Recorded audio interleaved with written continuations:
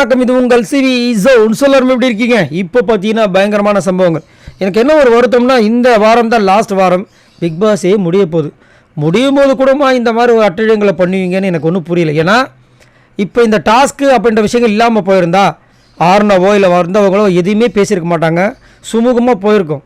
ஆனால் இவங்களுடைய சுயநலம் சுய லாபத்துக்காக இந்த மாதிரி ஒரு டாஸ்க்கை கொடுத்து அவங்கள வன்மமாக பேச வச்சு, ஏன்னா அவங்களுக்கு ஒரு நப்பாசை, 2 பேர் போனால் நம்மளுக்கு ஒரு சான்ஸ் கிடைக்காதா அப்படின்னு ஒரு ஏக்கத்தில் அவங்களும் பேச வச்சு, அவங்க உள்ளுக்குள்ளே இருக்கிறதெல்லாம் பேசி கடைசியில் அது ஒரு பெரிய பூகம்பமாக வெடித்து இப்போ ப்ரொமோட்டில் பார்த்தீங்கன்னா அவ்வளோ பெரிய விஷயங்கள்.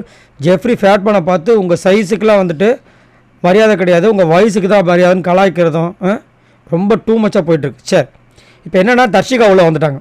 காலையில் ப்ரொமோவில் நீங்கள் பார்த்துருப்பீங்க. ஸோ இப்போ லைவில் வந்து இப்போ தான் வந்தவொடனே வந்துட்டு நம்ம பவித்ராலாம் செம ஹாப்பி. ஏன்னா 2 பேரும் பயங்கர டீப்பு. பவித்ரா நிறைய நேரங்களில் வந்துட்டு தர்ஷிகா கிட்ட சொல்லியிருக்காங்க, நீ தேவையில்லாத உன்னோட கேமை கெடுத்துக்கிறேன், இல்லை இந்த கேமை நான் அது ஸ்பாயில் பண்ணிக்க மாட்டேன்னு சொல்லி கடைசியில் வெளியே போனாங்க.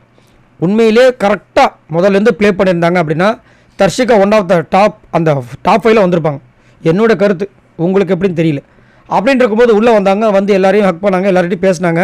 அதுக்கப்புறம் ஸ்ட்ரெயிட்டாக வந்து விஷால் கிட்ட வந்தாங்க, கை கொடுத்தாங்க, கம்முன்னு போயிட்டாங்க. கொஞ்ச நேரத்தில் பார்த்தா விஷாலை காணோம். எங்கேயா போனார்? அப்படி பார்த்தா காய்கறி நறுக்க போயிட்டார். இங்கே வந்து அவங்க எல்லோரும் பேசிகிட்டு இருக்காங்க, எல்லோரும் அந்த பக்கமும் பார்க்குறாங்க. என்னடா இந்த பக்கம் இருக்கன்னு வந்து சிவகுமார் கேட்குறாரு, இல்லை ஒன்றும் பிரச்சனைன்னு போகிறாரு.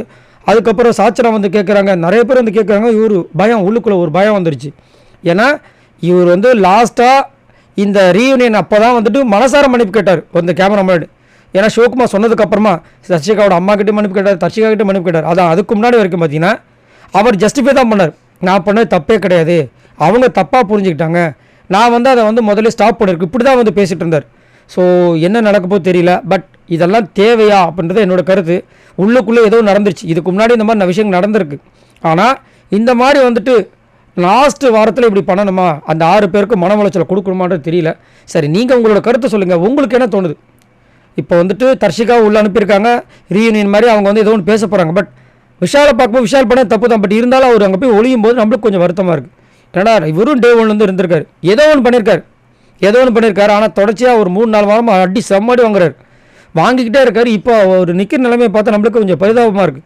சே, என்னடா இது அப்படின்னு. ஏன்னா எப்படி வெளியே போய் ஃபேஸ் பண்ண தான் போகிறாங்க, உள்ளுக்குள்ளேயுமா. இப்போ அவங்களால வெளிப்பட எதுவும் பேச முடியாது, சுற்றி கேமரா இருக்குது. சார், நீங்கள் உங்களோட கருத்து சொல்லுங்கள். பாய் நண்பர்களே.